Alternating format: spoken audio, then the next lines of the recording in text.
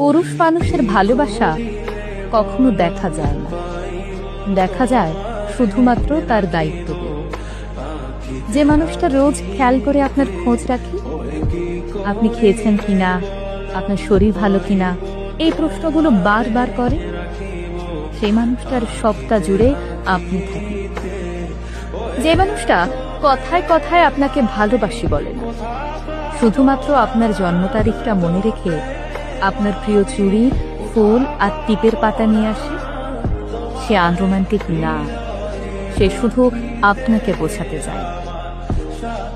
আপনি সারাদিন অনলাইনে না থাকলে যে মানুষটা বাহানা করে আপনার কণ্ঠস্বর শুনতে চায়, অযথাই ফোন দিয়ে আপনাকে রাগিয়ে দেয়, সেই মানুষটা আপনাকে অবহেলা করে না, বরং আপনাকে প্রচন্ড মিস করে। আসলে একজন পুরুষ মানুষকে বুঝতে হলে তাকে তার মতো করে চিনতে হয়। তার পকেটের শূন্যতা, চোখের গভীরতা আর চুপচাপ থাকার মতো অদম্য সাহসিকতার আড়ালে একজন বোকাশোকা, সহজ সরল, সাধারণ মানুষ থাকে। মেয়েরা অভিমানের সবকিছু বলে দিতে পারে, একজন পুরুষ তা পারে না, কারণ আপনি তার ভালোবাসার আগে আপনি তার দায়িত্ব, যাকে সে সারা জীবন নিজের কাছে আগলে রাখতে চায়, শুধু মুখ ফুটে বলতে চায় না